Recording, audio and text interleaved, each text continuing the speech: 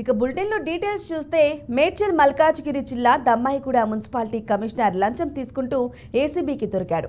రామ్నగర్కు చెందిన సుదర్శన్కు మున్సిపాలిటీ పరిధిలోని బండ్లగూడలో ఉన్న రైస్ మిల్ స్థలం ఎదుట ఉన్న ప్రభుత్వ భూమిలో పక్కన ఉన్న వ్యక్తి ప్రహరిని నిర్మించారు. ఆ ప్రహరిని గతంలో అధికారులు కూల్చివేశారు. అయితే ప్రహరిని నిర్మించిన వ్యక్తి కోర్టు నుంచి అనుమతి తెచ్చుకొని ప్రహరిని మళ్లీ నిర్మించాడు.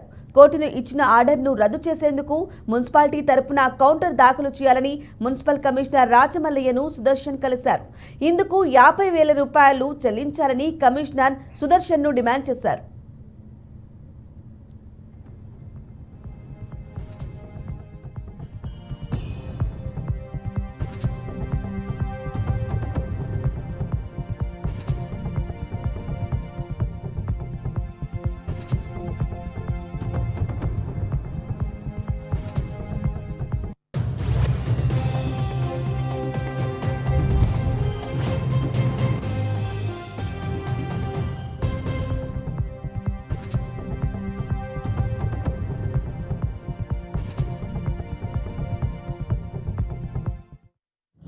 చేసిన తర్వాత ఆ కాంపౌండ్ వాళ్ళని వాళ్ళు రికన్స్ట్రక్ట్ చేసుకొని మళ్ళీ కోర్ట్ ఆర్డర్ తీసుకొని స్టేటస్ కో పొజిషన్లో ఆ కాంపౌండ్ వాళ్ళని మళ్ళీ వాళ్ళు బిల్డప్ చేసుకున్నారు.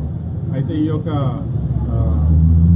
ఆర్డర్ ఏదైతే తీసుకొచ్చినారో నాట్ టు డిస్మాంటిల్ అనేది ఆ ఆర్డర్ని ఛాలెంజ్ చేస్తూ దాన్ని మళ్ళీ క్యాన్సిల్ చేయించాల్సిందిగా కోర్టు అతను కంప్లైంట్ మళ్ళీ ఈ యొక్క రాజమల్లయ్య గారిని అప్రోచ్ చేయడం జరిగింది. ఎందుకంటే ఆ ఆర్డర్ మున్సిపాలిటీకి అగెన్స్ట్గా ఉంది కాబట్టి మున్సిపాలిటీ వాళ్ళకి కౌంటర్ వేసి కోర్టు ఆర్డర్ని క్యాన్సిల్ చేయమని చెప్పేసి రిక్వెస్ట్ చేయడం జరిగింది.